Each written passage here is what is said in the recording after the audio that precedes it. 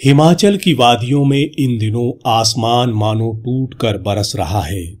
जहां कभी बादलों की गड़गड़ाहट संगीत सी लगती थी, वहीं अब वही आवाज लोगों के दिलों को दहला देती है।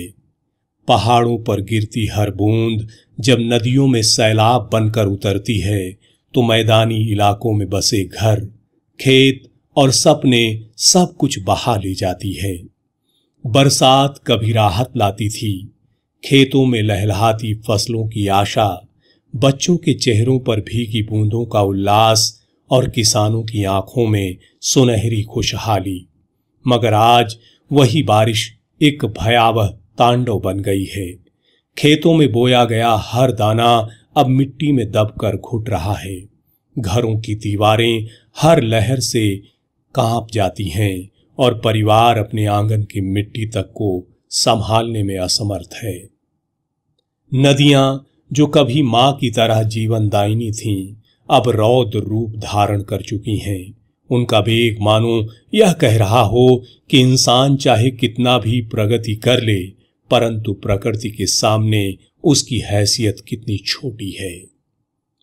गांव में बैठे बुजुर्ग पिछले साल की बाढ़ को याद करके सिहर उठते हैं। बच्चों की आंखों में खेल कूद की चमक नहीं, बल्कि डर की परछाइयां उतर आई हैं। औरतें हर थमी हुई बूंद के बाद ईश्वर से प्रार्थना करती हैं कि अब बस कर दो, अब और न बरसो। यह केवल बारिश नहीं है, यह उन सपनों का बहना है जो किसानों ने हर बीज के साथ बोए थे। यह केवल सैलाब नहीं है, यह उस मेहनतकश हाथ का डूबना है जिसने दिन रात पसीना बहाकर अन्न उपजाया था। प्रकृति का यह रूप हमें याद दिलाता है कि वह सुंदर भी है, पालनहार भी है, मगर जब वह रौद्र हो उठती है तो समूची मानव सभ्यता उसकी लहरों में बह जाती है।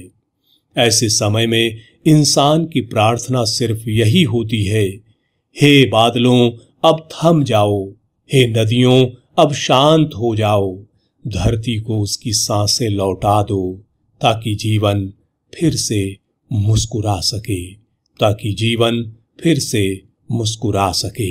DNI पर सबसे पहले खबरों की अपडेट के लिए सब्सक्राइब करें और बेल आइकन को दबाना ना भूलें।